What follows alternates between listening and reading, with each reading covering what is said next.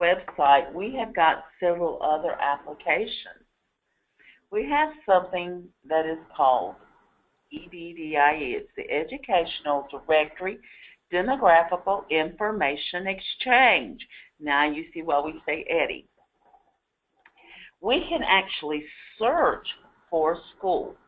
If we need to find a school, we can either search by their name or by their number or any of the above. We can see future schools, which you guys are part of the future schools. Oh, look at there. There's one of you. All of this information, when we click onto it, is seeable. It's showing when you're going to open. It has the expected grade level. And if we dug down just a little bit more, it would actually have your school address. This one doesn't have an address yet. It will have one soon.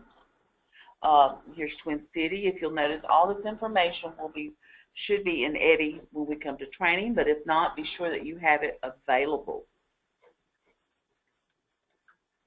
Okay, so EDI is a great tool to help you with your information. It's also a great way to find the other schools if you need to contact them for something like releasing your student. Now, you're going to need some scheduling information. Scheduling is where you have children who come into your school for their classes. They're attending your classes daily so that you can get something that we call ADM, Average Daily Membership. Average Daily Membership is where a lot of your money is based upon. And maybe at one of your webinars, you'll be listening to Ozella Wiggins, who's in charge of the Principal's Monthly Report, PMR for short. That she will go into detail about why it's required and what you must do. But it begins with scheduling. You'll have years and terms that you must set up. The information you need for your years and terms will be your start date and your end date. When you set it up at the school, we do not want gaps. In other words, if you're going to have 2 semesters, which a lot of your high schools will, you're going to end on one day. It might be a Sunday's day. Maybe Friday is the last day of school, January 2nd. It might be a Friday. And then on the 5th, when Monday begins, you're back in school. Well, that would be the day that I would start semester 2 and maybe end semester 1. They can end on the same day. Actually, the day before. I would end it on Sunday and begin the next day on Monday. Yep, that's correct. It would show the students exiting the class on Monday, because what happens, they exit the class at 12:01 the next day. So don't be confused by those dates. But we do need to know your date. What date will your semester 1 begin? That'd be your first day of school, by the way. What date will second semester begin? And the day before that is the day first semester is. Well, you have 9-week courses. 9-week courses mean that I will be a child that when I finish that 9-week course, I don't have to go back into that room for that course. I'm done. That's what we call a 9-week class. Now, you also need to determine your periods and your days. Periods are what we associate a chunk of time with. In other words, if you're a high school, you may be what we call 4x4. 4x4 has 4 periods, first semester, and 4 periods in second semester. Each period is going to run around 90 minutes. So I would have 90-minute periods. So I need to know how many periods your school is going to be. How many days will your school have before a student has completed their schedule? Does the student schedule is the same every day? Well, would I as a student go to the same classes Monday, Tuesday, Wednesday, Thursday, and Friday? Or on Friday, am I going to go somewhere else? Maybe that would make me a 2-day if I'm going to go to another class on Friday. I've seen people have homeroom on Friday. That's why it comes to me like that. Or maybe you're a middle school who has A-Day, B-Day, day 1, day 2, because you're going to have electives every other day. All right, so that's what days, periods of days are. Next school, we're going to be setting that up. Your next school is yourself, so we're okay with that. And departments are defined by DTI, so we will have, and when you get your instance, we'll have departments already set up for you. You're welcome. Attendance preferences. Ooh, this attendance stuff is going to get heavy and hard quickly, by the way. All schools have to be set up as full-time equivalency. You have to have a full-time day. We will set it up for you. We will guide you through setting up your attendance preferences. I don't believe there's anything particular they need to keep bringing for class for this, do they? Tammy, would you say? Because the attendance is basically, you're going to take attendance. That's right. We're going to go code today. That's what North Carolina does. So, unfortunately, that's just the answer on the attendance. We don't have a lot of leeway here. It's the same with our attendance code. They're state mandated of what you can use. You're either tardy, or you're present, or you're absent. Now, an absent can be two different kinds of absence. It's excused or unexcused. Unexcused can cause some issues for you if you have a student with 10 unexcused absence. On day 11, they go into what we call violation, and they are no longer counted on your ADM. Remember, average daily membership. Okay? Do I have any questions so far? I'm trying to break this down so that you'll understand the information that you need to gather. Okay? Calendaring. That is the hardest word for me to say. So what this means is we've got a calendar. You're going to set up your calendar at your school. The first day is the first day that you will see a student's nose at your school. And they're going to be sitting in class. See their nose. I've not heard that before. We're going to see the little nose in their seats, in their class. So you're going to see them. So you know that that is the first day of school, your expectation of when they'll be there. And you're going to end the calendar on the last day that a student is going to be physically in their chair. It's when their nose leaves your class. Just remember that. It's a good way to remember the days that you need to gather. So if you have a printed or a calendar that you can access through the internet, be sure you have that with you when you come in May. Your bell schedule. Guys, this was a toughie. We'll talk about the periods. We have to put your periods and days together, and then we have to associate them on the calendar. Well, it's kind of hard to put 20 periods on the calendar. So what we do, we have this thing called bell schedule. And we're going to put all those periods, and we're going to assign a time that these periods meet. Now, can you have a period that is first period and period 10 that have the same time? You can. We can do that, and we can, but we would not assign the student period 1 and period 10. Right. I would have one student with period 1 and a different student with period 10. We'll talk about why you shouldn't do that, but we'll talk about the reasons that you will have to at times. So we're going to set up your bell schedule.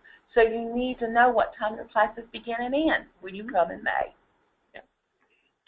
Principal's Monthly Report, that's your PMR. And your school activity report, you'll hear it referred to the SAR. You'll learn more about that in your class in May, but they all are related to it. Well, PMR is related to attendance, and PMR and SAR are related to scheduling. A student is only present if they have a schedule, and they have to be scheduled for 50% of the day. How do they know that it's 50% of the day? Your bell schedule. Your bell schedule has the time that the periods meet. You see where we're going? That's why all this is required. You're all dependent upon one another. Do I have any questions so far? I do not have any questions in here. All right. All right. Activity sets up. Activities are your team sports. Maybe it's an academic sport.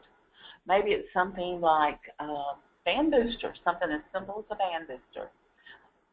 You will be directed on how to set those up. So if you have some academic or athletic teams or just some teams in general, you may want to bring those teams with you so that Cammie and Tiffany and Jackie can help you set up these activities in PowerSchool. Okay? Yeah. Athletic eligibility, we'll skip right over that one for right now. If any of you are going to need Athletic eligibility, you might want to let us know prior to coming. The same with the balance of fees. This is not generally something used, but people do use them. So if we need to give you more information, please be sure that you bring your data on that. How are we with questions? We're good. All right. Okay, miscellaneous. Oh, this one is so full of so much information. At the LEA level, we're going to set up something called miscellaneous. Very ominous, isn't it? But what this means is, do you want to set up a password for deleting sections? Do you want to set up a password so that sections won't go over the maximum enrollment? All right, so there's some things you're going to want to think about. Next thing, report cards. Guys, how about report cards? Are you going to do report cards? Are you going to put in marks and grades? And if you're a high school, the answer is yes, because you have things called transcripts. So you got to do transcripts at a high school. You got to do marks. So how are you going to do grades? Are you going to send out report cards every 6 weeks? Every 9 weeks? What are your dates? When will you have final grades? Will you have a final grade first semester and second semester? Will you have year-long courses that have final grades? We need that information when you come in May. Comment banks. Do you want to set up comments that teachers can use? And show up on the report card. It will show on the report card versus teachers making their own. Just a thought. We have GPA and class rank, and we're going to go over honor roll as well within this training. I don't believe they need to bring any particular information in there to me. We'll help you out on that one. You're welcome. Okay, additional information. Staff. This is going back to the UID. You got to know your staff. Anyone who's going to be here in training in May needs to be already imported into PowerSchool. Right. So they will have to have their information. Get that financial officer. Be ready in April with him on stand on the call if you'd like, and they can ask Jordan specific questions after they've watched the video. The same goes with your students. You're going to know who your students, and you're going to go to the student UID. When in May, we're going to hopefully pull in some of those students. Right. Maybe you're going to be to look at them, so you need to be registered to have access to that. Because we want to show you how to do it. Rooms, guys, you need to know your rooms, room numbers, and the teachers, because you're going to assign them to the teacher, make them a preferred room. Courses. Hey, we're talking about scheduling. You got to have courses to schedule, guys. So know what courses you're going to teach. Know which courses you're going to teach so that you can bring them in, because they're not set up for you. During May, you're going to be setting up courses. Now, you hear me talk about sections, haven't you? We're going to create sections in May as well. We're going to take those courses. We're going to take those days. We're going to take those periods, and we're going to make these things called sections. And within these sections, we're going to attach the staff. So now we've created our sections, and we're going to put the students into those sections. So that is what we will be working on in May when you come for training. Now, I've kind of gone over this fairly quickly. I thought it would take me a few more minutes, but we've gone over this. On the Form B, sorry, I had it all set up. This is actually what your Form B looks like, the years and terms required.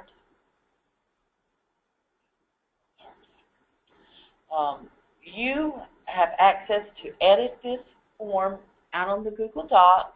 Go ahead and start filling them in. And if you want to leave it out on the Google Docs, that's fine, because what will happen is you can just pull it in when we're here working in May. We've got some, if you notice, we've gone into some more details on the sheet of things that you can do. We've explained a little bit. Oh, and I didn't say that. We do not recommend alpha characters in the period name. That affects our downstream systems. I'm going to use such as Canvas, and Canvas may not be the one, but there's some of them that don't like letters very much.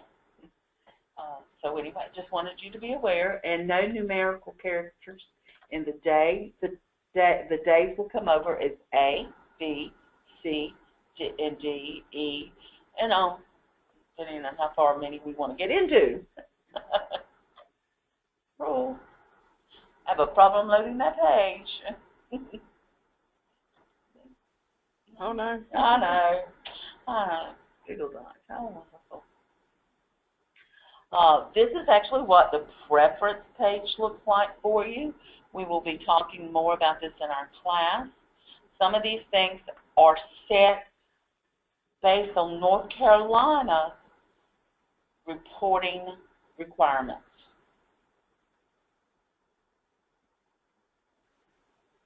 We will set up something called FTE, full-time equivalency, when you're in our class. Our attendance coach, these are the ones that we will use, but there are other variations of them. Here are the variations of codes that you will be able to use.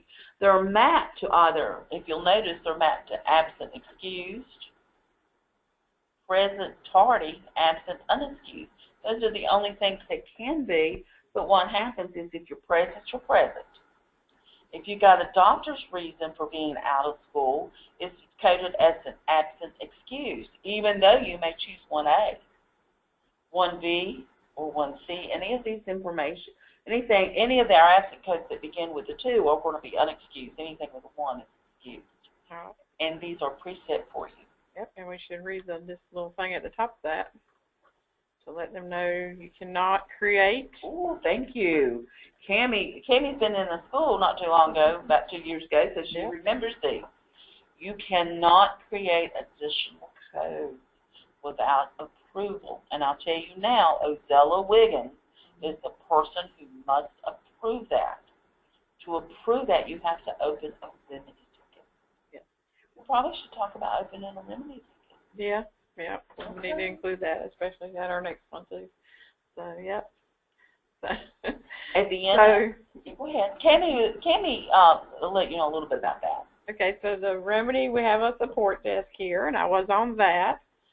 You need to have one person, preferably one person in your district, in your charter, that can enter remedy tickets. You don't want everybody entering, so you pick one or maybe 2 people, and there is some information on our NCSIS site, I think, on how to register for that.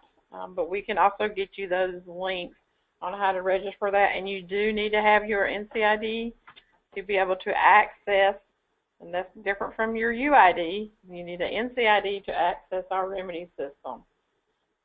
So we need to get those requests in. So let us know that if you have any questions who your designated person is. You can call our support desk number when you have your NCID, 919-807-4357, to enter the ticket or to actually help set up your account. But we'll need some verification on who the person is that's getting set up.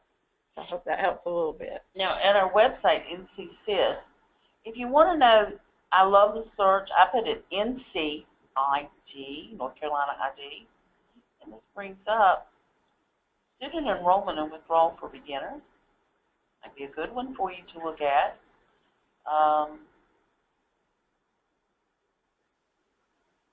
And how to navigate, log in to student UID. And that's when you're getting ready to look up your student. Right here. Registering for the NC. Right here. That's the one I was looking for. Okay. That's it. There we go. This is one that you are going to need, and just go in and... And this is where the site security officer would have registered first, and then they can approve anybody else that needs access. And this tells you where to go and how to register.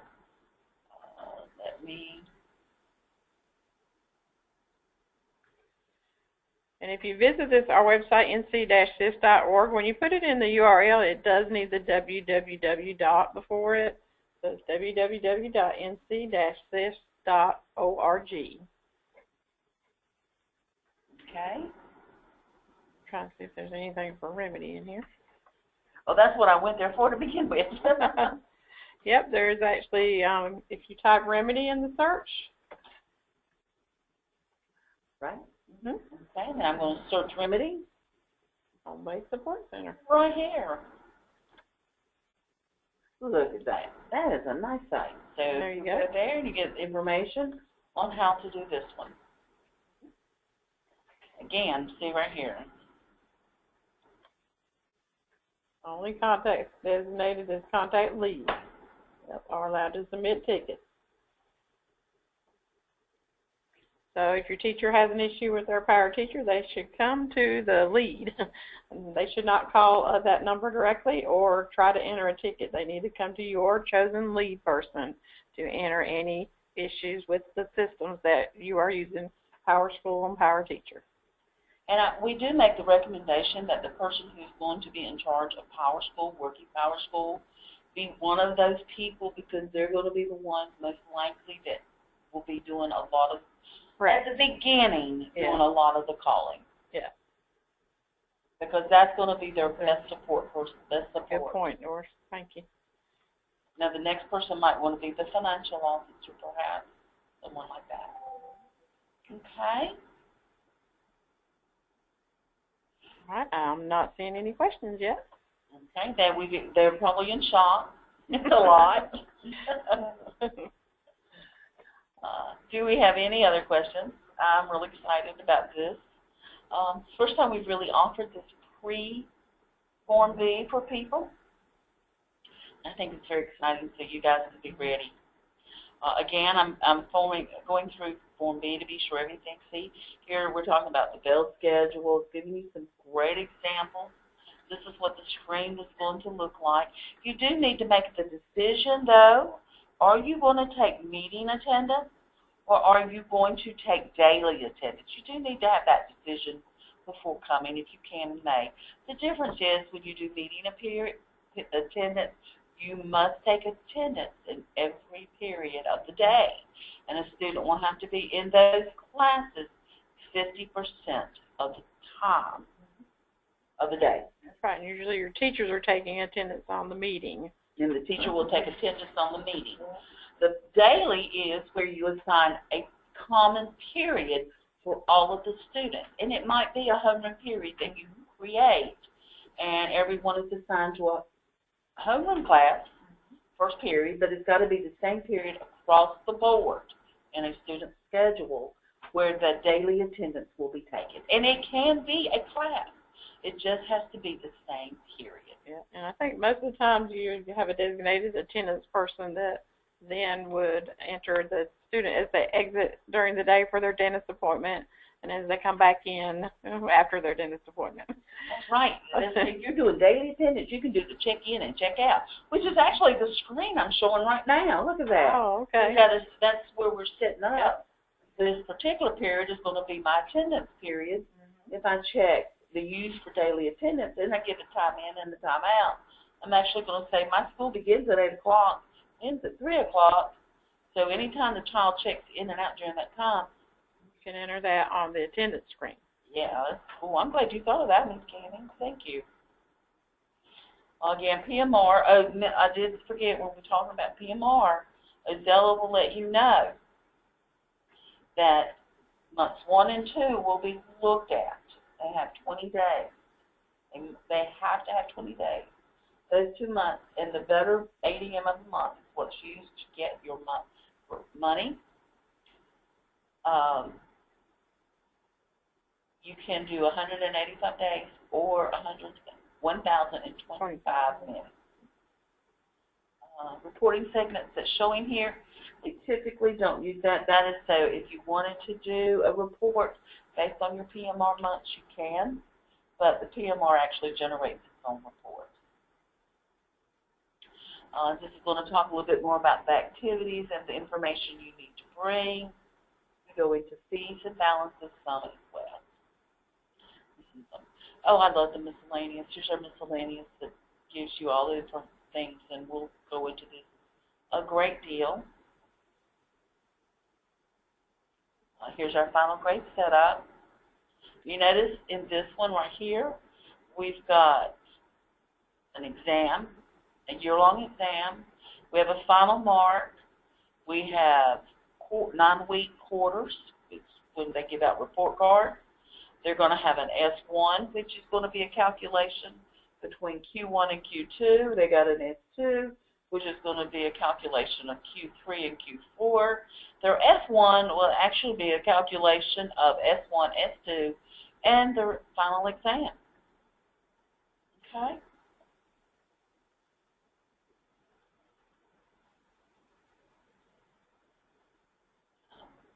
This is what our GPA, and this is typically already set for you when you get our database. Some things are just set for North Carolina. We're very special. I like to say, oh, courses. I talked about courses. Yeah. Guys, I want to show you courses. Okay, remember home base? You remember our home base? I love this. I can go here. I want to search for courses. We have a whole web with courses. 2017 and 18, these are the courses that are available for scheduling for next year. This is where you can come to find your course numbers that you will be able to teach. If you do not see your course that you are wanting to teach, you will have to open a remedy ticket requesting the courses that you need to teach. And we have a question. So Steve Pond would like to know, can we get a copy of the doc you are rolling through to read it in greater detail? It is Form B, and you should have access to it. I should have granted you access this morning to it. If you do not have access to it, could you shoot me an email? My email is doris.kitts, Kitts, @dpi.nc.gov. And I will be sure that you have that, Steve, because I did every charter school, I set this up for them, and we have 2 lab schools after next year as well. Mm-hmm. And I gave them all their own Form B, but if you're having trouble, I would be more than happy to send it to you directly. He says thank you. I'm excited about this. I'm excited, see. Okay. Go back to my form. He sees it. Oh, good, good. Oh, and we talked about our courses here. We break down how courses are talked about. What they mean, and we have some links for you at the end of our document. But as long as you can get to our www.nc.cis.org, you have got documents at your hand. Also, you can get to the NCDPI site. You may find under Finance